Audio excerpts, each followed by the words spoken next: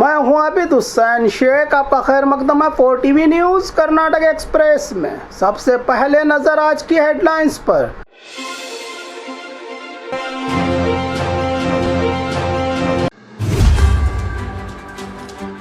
Azim Premji foundation का सरकारी school के बच्चों पर बड़ा एहसान।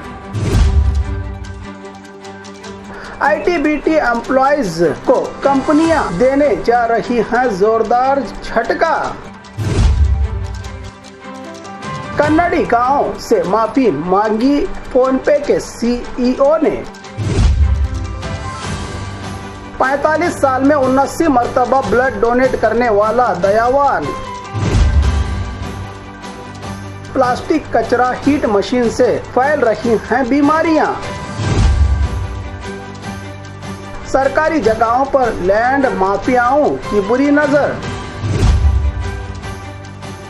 चित्रदुर्ग के लोगों की नींद उड़ा दी है खतरनाक लुटेरों की गैंग ने।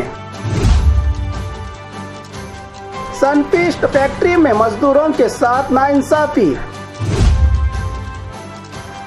हुबली में मंदिर के पुजारी का कत्ल। अब खबरें विस्तार से।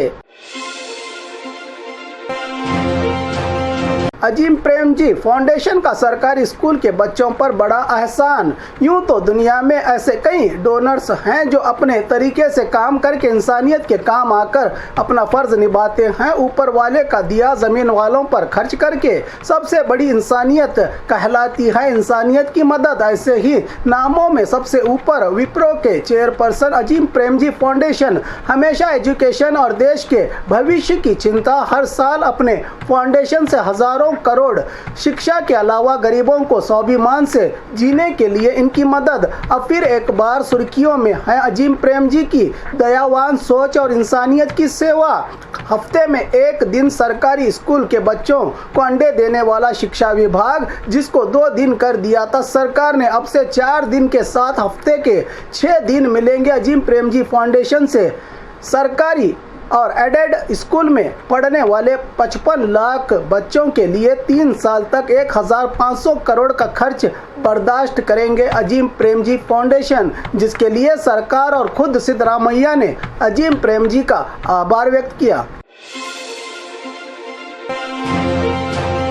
आईटीबीटी एम्प्लॉयज को कंपनियां देने जा रही हैं जोरदार झटका। बेंगलुरु के आईटीबीटी कंपनियों में काम करने वाले 20 लाख से ज्यादा एम्प्लॉयज को करना पड़ेगा अब 9 की बजाय 14 घंटे हर रोज काम। क्या लेबर डिपार्टमेंट से भी जाहिर की गई है रजामंदी? फैसले पर एम्प्लॉयज की नाराजगी। क्या कंपनियों के दबाव के आगे झुकेगी सरकार? कंपनियों की मांग पर सरकार ने लेबर विभाग को भी लिखा है लेटर, जिस पर एम्प्लॉयज का कड़ा विरोध। बैठक के बाद बैठक चल रही है एसोसिएशन और लेबर डिपार्टमेंट के साथ। नौकरों की इस 14 घंटे काम से तनाव और दिमाग पर बोझ का हवाला दिया है आईटीबीटी एम्प्लॉयज ने। अब क्या होगा सरकार का अगला कदम? एम्प्लॉयज हैं इसी इंतजार में।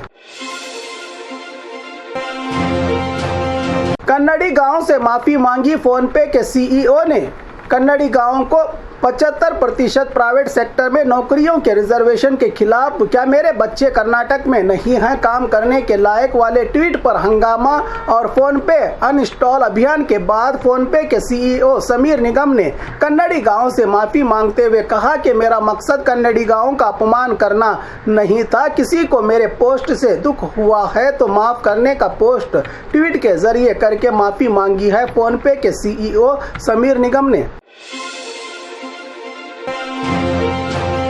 45 साल में 79 मरतबा ब्लड डोनेट करने वाला दयावान। कहते हैं किसी इंसान की जान बचाने के लिए किया गया रक्तदान दुनिया का सबसे महान दान बताया जाता है। इसको ही अपनी जिंदगी का मकसद बनाकर कोप्पल शहर में साइकिल का कारोबारी लक्ष्मीकांत ने अपनी जिंदगी के 45 साल में अब तक 79 बार ब्लड डोनेट करके इंसानियत के लिए मिसाल पेश की है इस महान दानी ने।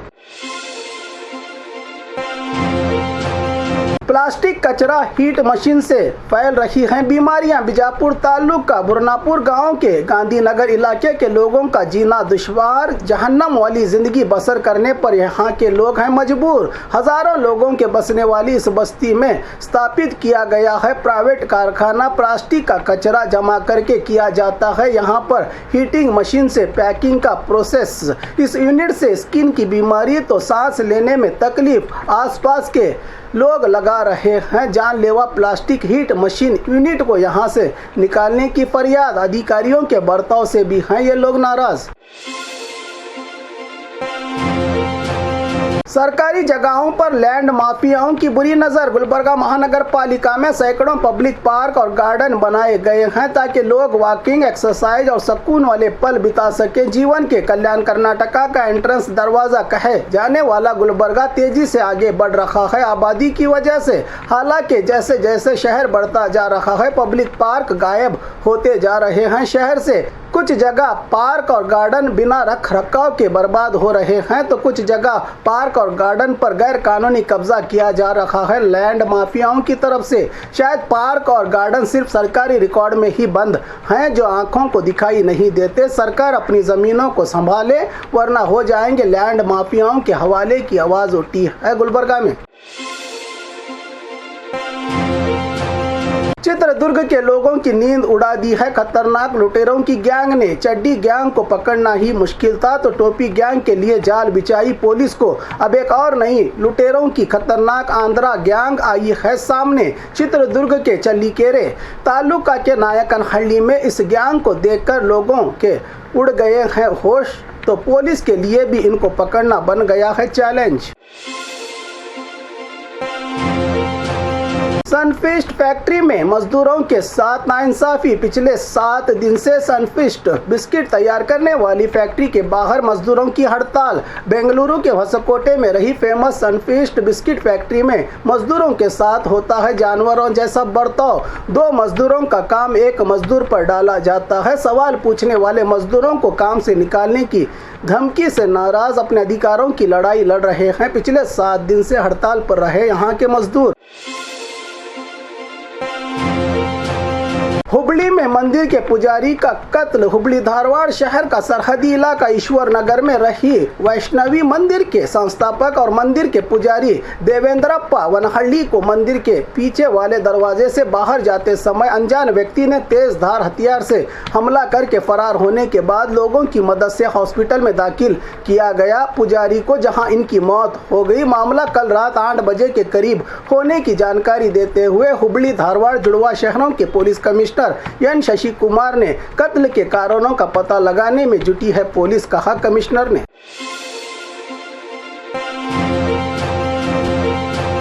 और खबरों के लिए देखते रहिए 4 टीवी न्यूज़ कर्नाटक एक्सप्रेस।